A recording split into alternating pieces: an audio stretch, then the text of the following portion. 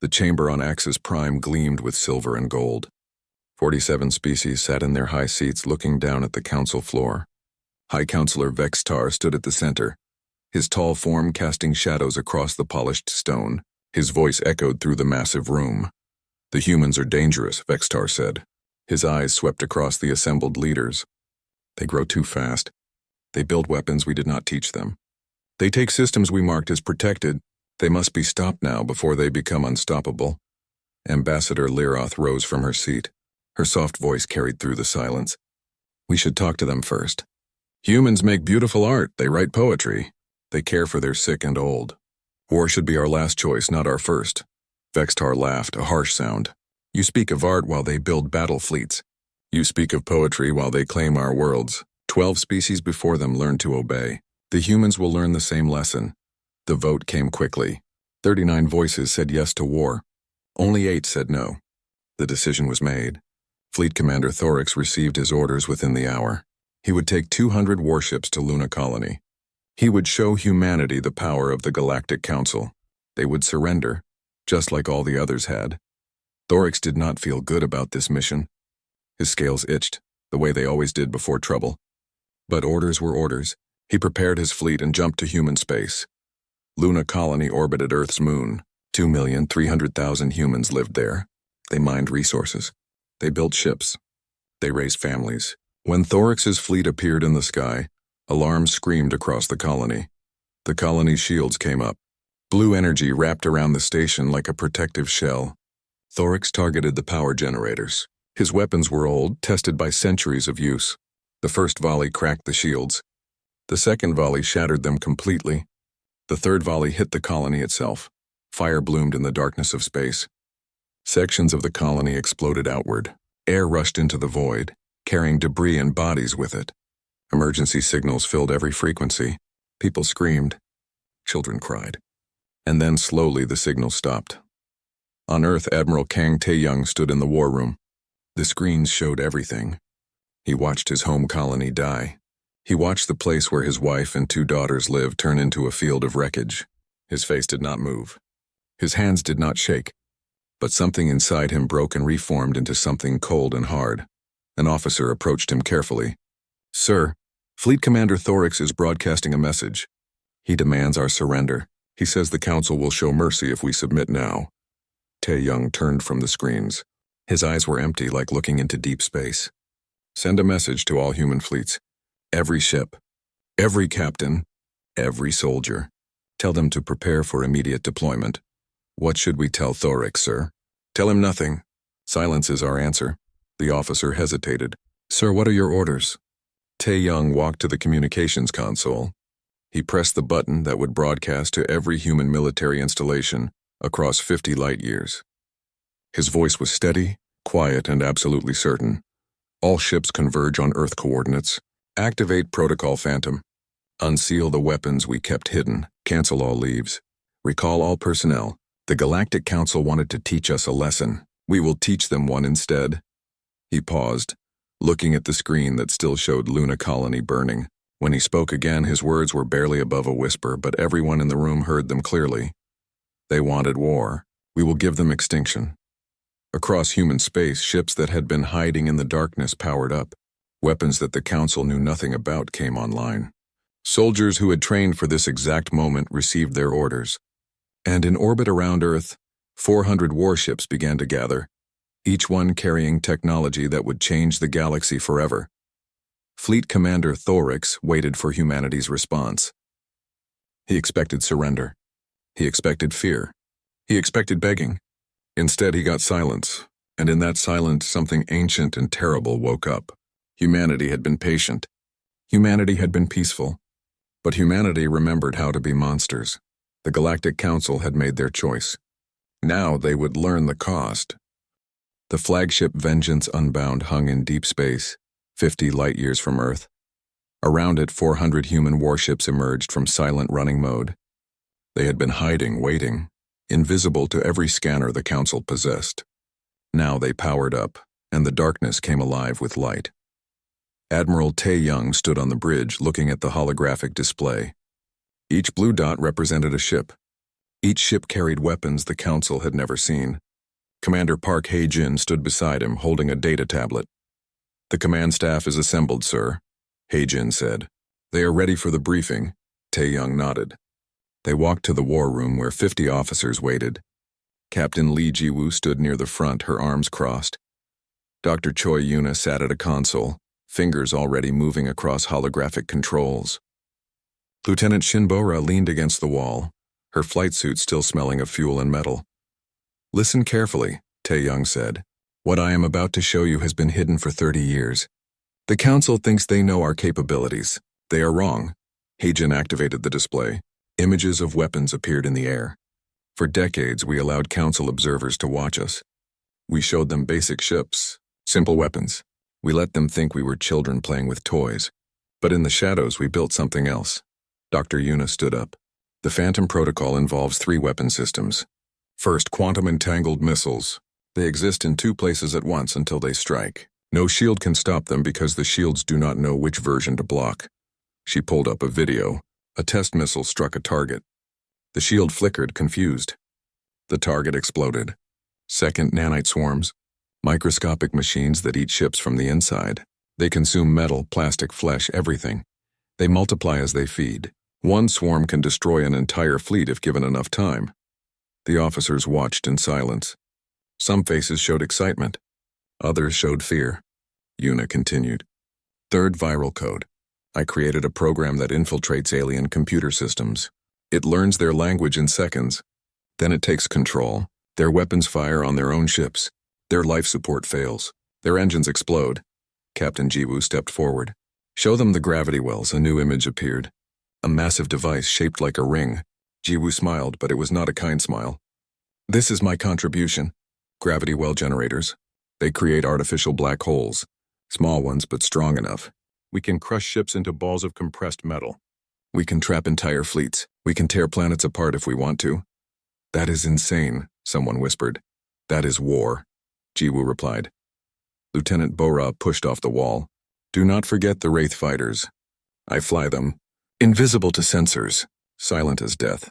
We phase through shields like they are not even there. Our weapons dissolve armor at the molecular level.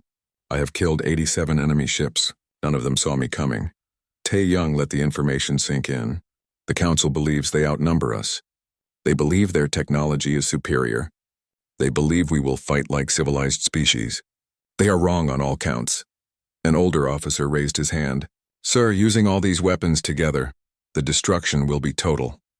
"Is that really what we want? Those are living beings on those ships." Tae-young turned to face him. The room became very cold. "They burned Luna Colony. 2,300,000 people. My wife, my daughters. They did not care about living beings then. Why should I care now?" The officer looked down. No one else spoke. Hae-jin brought up tactical data. "The Council's military doctrine is simple. Show overwhelming force. Make the enemy scared. Wait for surrender. They have done this 12 times before. It always worked. It will not work this time," Tae-young said, "because we are not scared. We are angry, and anger burns hotter than their suns." Dr. Yuna returned to her console. "Uploading viral code now. Every ship in our fleet is ready to transmit. When we get close enough to Council ships, the infection will spread automatically. They will not even know it is happening until it is too late." The briefing continued for another hour. Details, tactics, targets. When it ended, the officers filed out quietly. They understood now. This would not be a war. This would be extermination. Tae-young stayed on the bridge. He ordered the fleet to prepare for hyperspace jump. They would strike the Council's military outpost at Kelros System first. 200 Council ships waited there. They expected nothing. They feared nothing. Captain Ji-woo joined him at the viewport. "Do you think they will try to negotiate?" "Eventually," Tae-young said. "When they realize they cannot win. And when they do?" Tae-young watched the stars. "We will see." The fleet jumped to hyperspace. Behind them, they left a message buoy programmed to broadcast on all Council frequencies. The message was simple, only 7 words. "We are coming. Prepare to die." The Kelros system hung quiet in space. Its sun burned yellow and warm. Around it, a military outpost floated in orbit, bristling with weapons and shields. 200 Council warships patrolled the area in careful patterns. They believed they were safe. Fleet Commander Thorix stood in his command ship studying the defensive grid. Every scanner showed normal readings. Every patrol reported nothing unusual. But his scale still itched. Something felt wrong. "Sir, all ships are in position," his tactical officer said. "The humans would be foolish to attack here. Our numbers are overwhelming." Thorix said nothing. He remembered the silence from Earth after Luna Colony burned. That silence worried him more than threats would have. Then the universe changed. Human ships appeared. Not outside the defensive perimeter where they should have been. Inside. They materialized in the middle of the Council formation like ghosts becoming solid. 400 warships suddenly visible, already in attack range. Alarms screamed across every Council ship. Officers shouted orders. Weapons tried to lock on. But before anyone could fire, smaller craft appeared. Wraith fighters, hundreds of them, phasing into reality inside the defensive station itself. Lieutenant Bo-Ra flew her fighter through the station's corridors. Her weapons did not need to break through walls. They passed through metal like water and exploded inside critical systems. Behind her, her squadron did the same. They moved like dancers, graceful and deadly. "Targets locked," Bo-Ra said calmly. "Deploying nanites." She released the payload. Microscopic machines spread through the station like invisible plague. They found metal and began to eat. The station's hull started dissolving from the inside out. Power systems failed. Life support shut down. The great fortress began to tear itself apart. Outside, Captain Jiwoo activated the gravity well generators. Space itself bent and twisted. 40 Council ships that had been trying to form a defensive line suddenly found themselves pulled toward points of crushing gravity. Metal groaned and screamed. Hulls compressed. Ships became balls of wreckage, shrinking smaller and smaller until they were nothing but dense spheres of compressed matter. "Beautiful," Jiwoo whispered, watching the destruction. Dr. Yuna's viral code spread through the remaining Council fleet. It jumped from ship to ship through their own communication networks. Tactical systems went mad. Weapons turned on friendly vessels. A Council cruiser fired its main cannon directly into its neighbor. Another ship's engines overloaded and exploded. The Council fleet began destroying itself. Thorix watched in horror. What kind of technology is this? How are they doing this? No one had answers. His tactical officer tried to shut down the infected systems, but the virus was too fast, too smart. It adapted to every countermeasure instantly. "Send a retreat order," Thorix said. "All ships withdraw immediately." But the communication systems were infected too. The message never sent. Instead, it looped back, creating feedback that fried every speaker on the bridge. Thorix tried to manually signal the fleet, but it was too late. His ships were dying too fast. He opened a channel to the human flagship. "I surrender. We surrender. Please stop this." Admiral Tae-young's face appeared on the screen. Cold, empty. "You did not stop when Luna Colony surrendered. Why should I stop now? That was different. That was what?" Tae-young's voice was ice. "That was war? This is war too." The channel closed. Thorix tried again, but no one answered. Around him, his fleet died. Ships exploded. Others broke apart. Some tried to flee, but quantum missiles caught them, phasing through their engines and detonating inside. Council crews abandoned ship, launching life pods into space. Surely the humans would not kill helpless survivors. Surely they would show mercy. But Bo-Ra's fighters swooped through the debris field, their weapons picking off each pod with precise shots. No survivors. No witnesses except those the humans wanted to leave alive. 17 minutes after it began, the battle ended. 200 Council ships reduced to scattered wreckage. The defensive station was gone, consumed by nanites until only dust remained. Human casualties, 0. Not a single ship damaged. Not a single pilot scratched. Thorix's ship was one of 3 left intact. The humans had deliberately spared them. He understood why when the communication channel opened again. "Go back to Axis Prime," Tae-young said. "Tell them what you saw here. Tell them this was mercy. Tell them the next battle will be faster." "You are monsters," Thorix whispered. "No," Tae-young replied. "We are humans. You should have left us alone." The human fleet vanished, jumping back into hyperspace as silently as they had arrived. Thorix sat in his command chair, surrounded by destruction, and realized something terrible. The Galactic Council had not started a war. They had awakened a nightmare. His communication officer managed to get one system working. A distress signal, broadcast on all frequencies, reached other Council forces. The message was simple but carried the weight of absolute terror. They are not soldiers. They are demons. Run. The council chamber on Axis Prime no longer gleamed with confidence. Fear filled the air like smoke. Reports came in from across council space. Every military outpost humanity attacked was gone, destroyed completely. No survivors except those deliberately spared to spread terror. High Counselor Vextar stood at the center, but his tall form seemed smaller now. His voice shook when he spoke. Fleet Commander Thorax explained to this council how 200 warships were destroyed in 17 minutes. Thorax stepped forward. His scales had lost their shine. His eyes looked haunted. I cannot explain it. Their technology is beyond anything we imagined. They have weapons that phase through shields, machines that eat ships, code that turns our own systems against us. They appeared inside our defensive perimeter. How they did this I do not know. Murmurs spread through the chamber. Some species shouted in panic. Others demanded immediate action. Ambassador Leroth raised her hand for silence. We must negotiate, she said. We attacked them without provocation. We killed millions of their people. We owe them reparations.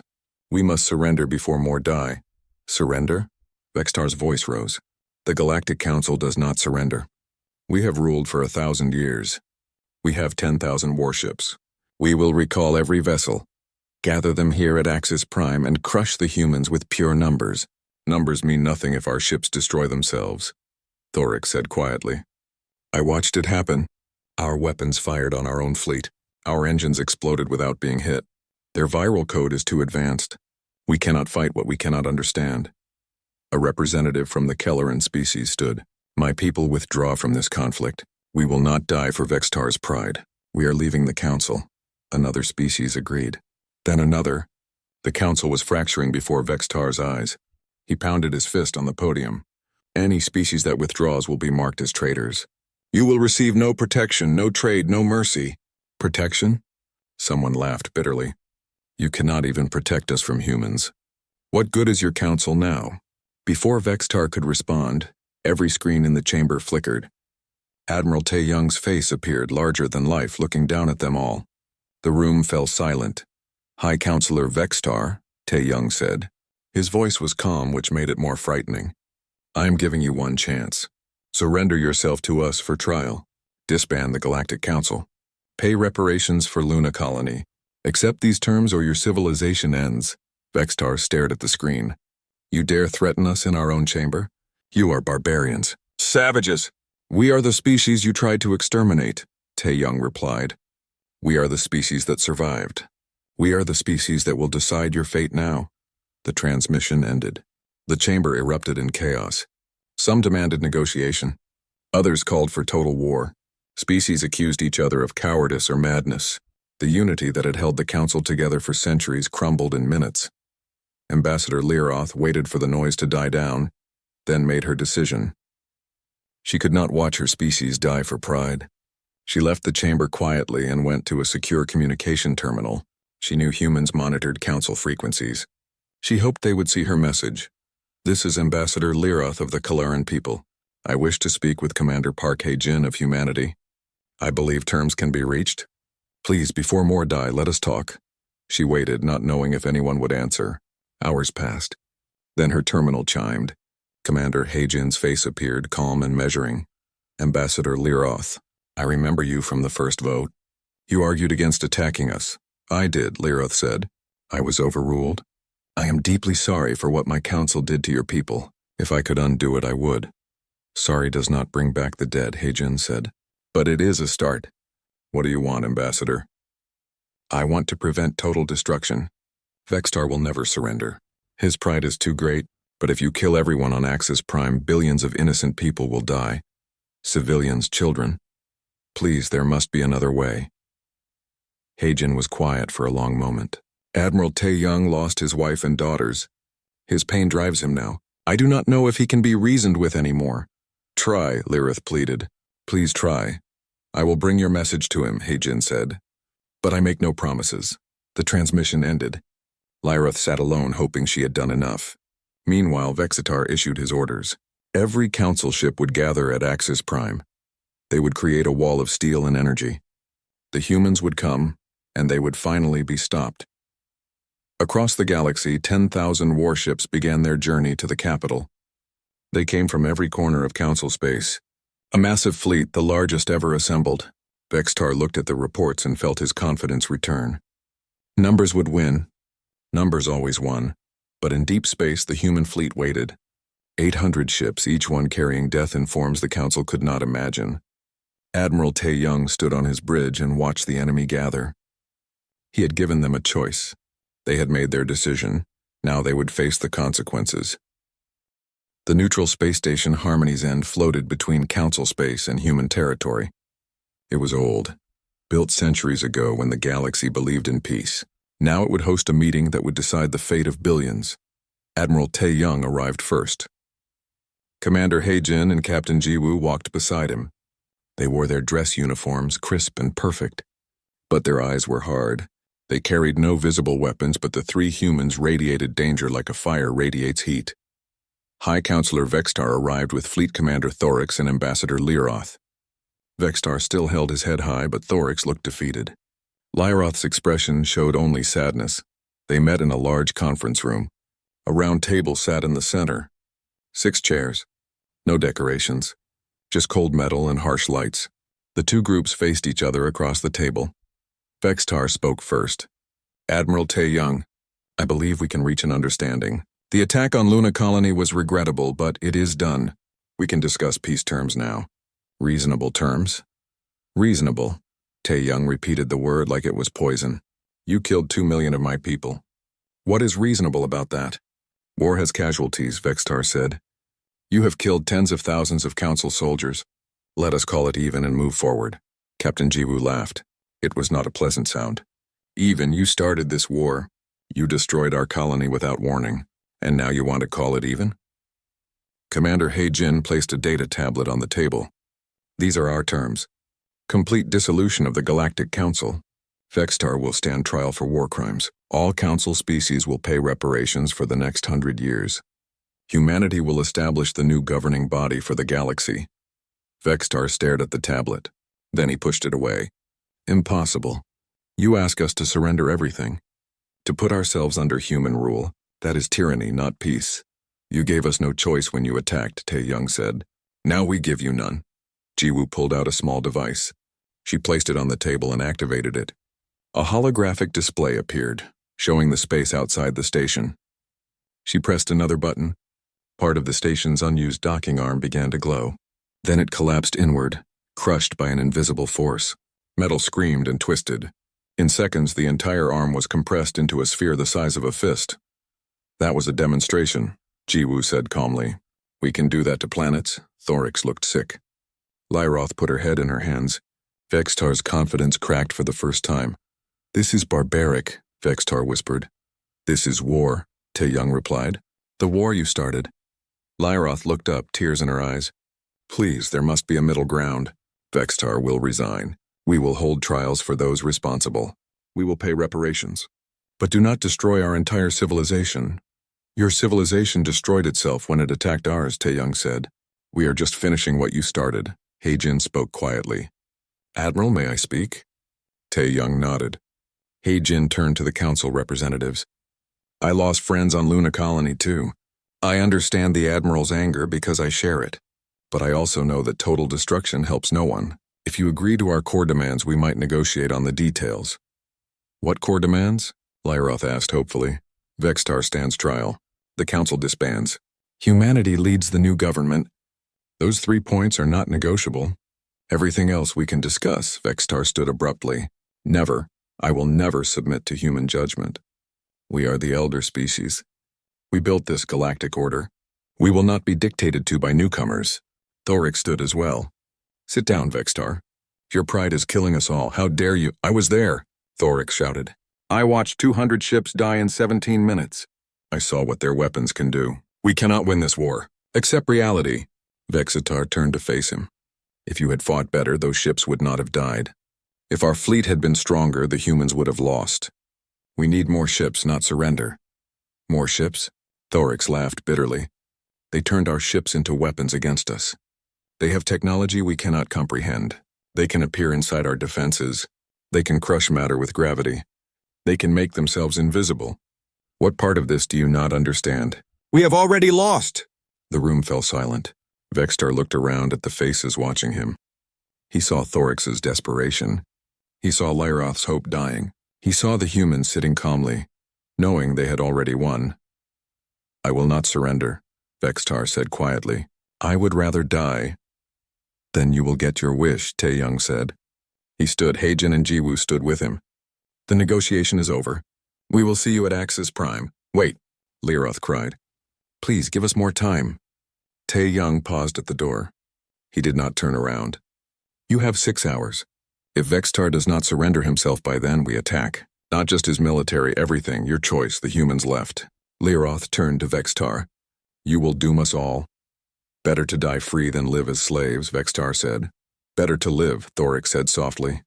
But no one was listening anymore. 10,000 Council warships surrounded Axis Prime. They formed layers of defense, rings of steel and energy. Orbital platforms bristled with weapons. Planetary shields glowed blue and strong. High Counselor Vextar stood in the command center watching the display. This is our stand, he said. Here we stop them. Here we show them that numbers matter, that experience matters, that the old powers will not fall. But Fleet Commander Thorix felt no confidence. He had seen what humans could do. He knew this many ships would just give the viral code more targets. He had tried to warn Vextar, but pride is deaf to reason. The 6 hours passed. No surrender came. Then at the edge of the system, space bent and twisted. 800 human ships appeared. They looked small compared to the Council fleet. But Thorix knew better. He whispered a prayer to gods he did not believe in. All ships prepare to engage, Vextar commanded. Show them what happens when they challenge the Council. The human fleet did not charge forward. They simply waited. Then across the Council fleet, every ship's computer system began to fail. Dr. Yuna's viral code had been waiting, hidden in the communication networks for days. Now it activated all at once. 7,000 ships went dark. Their weapons powered down. Their engines stopped. They floated in space like dead metal. Thorix watched in horror as 3/4 of the fleet became useless without firing a single shot. What is happening? Vextar shouted. Why are they not responding? The virus, Thorix said. It was already inside our systems. We brought it here ourselves. The 3,000 ships still functioning tried to fight, but then Lieutenant Bo-Ra's fighters appeared. 2,000 Wraithcraft phasing into reality among the orbital platforms. They were ghosts made solid, death made beautiful. Their weapons fired and the platforms began to explode. Bo-Ra flew through the chaos with perfect precision.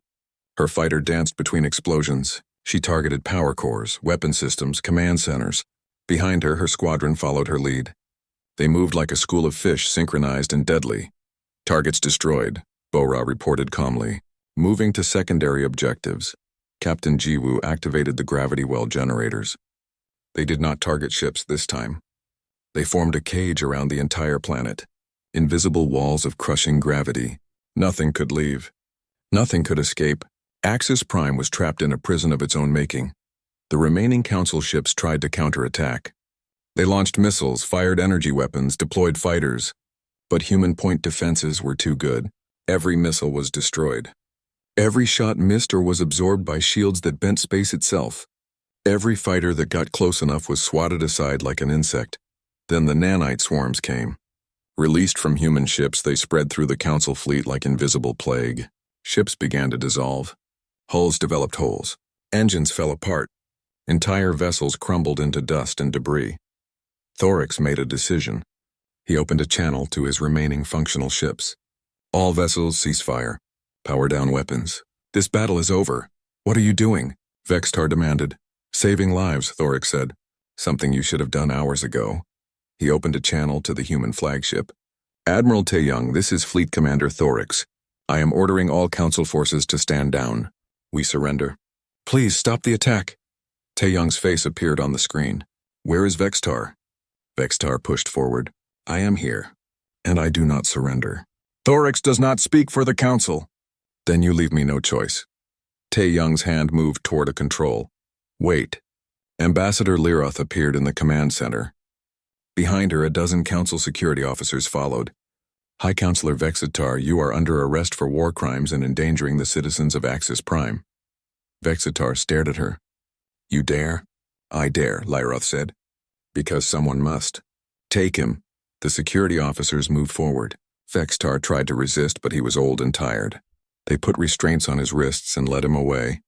He looked back at Tae-young's image on the screen. You have won, Vextar said. But victories do not last forever. One day you will fall too. Perhaps, Tae-young replied. But not today. As Vextar disappeared from view, Leroth faced the screen. Admiral, the Council formally surrenders. We will accept your terms. Please call off your attack. Tae-young was silent for a long moment. Then he nodded. All human forces cease fire. Maintain defensive positions. Do not lower your guard. The battle stopped. The nanite swarms were recalled.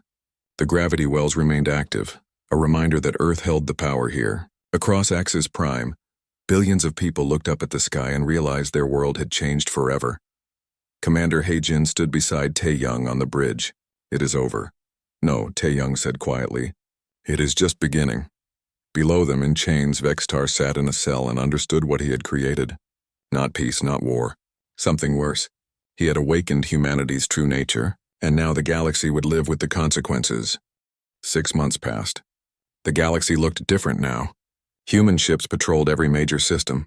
Human technology spread across former Council space. Human law replaced Council regulations. The old order was gone, replaced by something new and uncertain.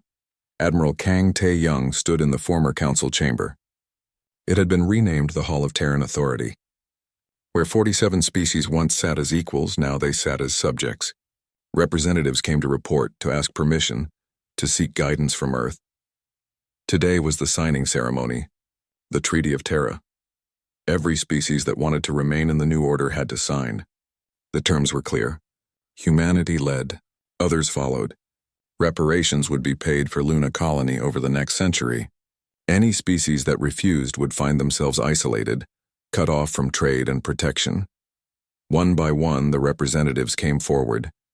They signed their names or marks. Some did it willingly, seeing opportunity in the new system. Others signed with shaking hands, knowing they had no choice. But all of them signed. Captain Lee Ji-woo, now Fleet Admiral Ji-woo, commanded the Enforcement Division. She controlled 5,000 warships spread across the galaxy. Her orders were simple. Keep the peace. Respond to threats immediately. Show no weakness. Dr. Choi Yuna ran the Terran Science Directorate. Her team studied every piece of alien technology they could find. Nothing would surpass human capabilities again. Earth would maintain its advantage forever by law and by force. Lieutenant Shin Bora, now General Bora, led the Wraith Corps. Her pilots remained the galaxy's most feared fighters. They appeared when planets rebelled. They disappeared when the rebellion ended. Stories about them grew in the telling, becoming legends that scared children across 100 worlds. Commander Park Hae-jin became Minister of Reconciliation. His job was to help former Council species adjust to the new reality. He traveled constantly, mediating disputes, preventing conflicts before they started. He tried to make the transition as painless as possible, but he worried. Late at night in his quarters, he reviewed reports of resistance movements. Small at first but growing, species that resented human dominance, groups that remembered the Council's promise of equality, people who wanted freedom, not security. He brought his concerns to Tae-young one evening. The Admiral stood at a window overlooking Axis Prime. The city below glowed with lights. Human flags flew above buildings that once housed Council offices. Sir, we need to talk about the resistance movements, Hae-jin said. I have read the reports, Tae-young replied. They are small, manageable, for now. But they are growing. We rule through fear and superior weapons. That only works until fear fades or weapons are matched. Then we must ensure fear never fades. That weapons are never matched. Is that the galaxy you want? One where everyone is afraid? Tae-young turned from the window. His face looked tired. I want a galaxy where Luna Colony never burns, where human children grow up safe, where no one dares attack us again. If that requires fear, so be it. Hae-jin was quiet for a moment. We have become what we fought against. No, we have become what we needed to become. There is a difference. In a prison far below the city, High Counselor Vextar sat in his cell. He had been tried and sentenced to life imprisonment. Every day, former council members visited him. Some came to apologize. Others came to curse him for starting the war. He listened to them all with the same empty expression. Fleet Commander Thorix came one day. He looked older now, though only months had passed. "I came to tell you something," Thorix said. "The humans will not last. Their empire is built on conquest and fear. Eventually someone will find a way to fight back. Someone will develop better weapons. Someone will unite the resistance. And when that happens, humanity will fall just like we did." Vextar smiled for the first time in months. "I know, but we will not be here to see it." Ambassador Lyroth worked as a liaison between Earth and the Kelleran people. She helped her species adapt to the new reality. She negotiated treaties. She prevented misunderstandings. But she also secretly documented everything. Someday historians would want to know how the Council fell, how humanity rose. She would make sure they knew the truth. The day of Tae-Young's first address to the galaxy arrived. Every screen across 1,000 worlds showed his face. He wore his full dress uniform. Behind him, Earth's flag hung beside the new Terran hegemony symbol. "Citizens of the galaxy," he began. "6 months ago, the Galactic Council attacked humanity without warning or mercy. They believed we were weak. They believed we would surrender. They were wrong. Today begins a new era, an era of order, an era of prosperity, an era of peace enforced by strength. Under human leadership, the galaxy will thrive. Crime will be punished. Aggression will be stopped. Species will cooperate or face consequences. We did not seek this responsibility. It was forced upon us by those who saw kindness as weakness.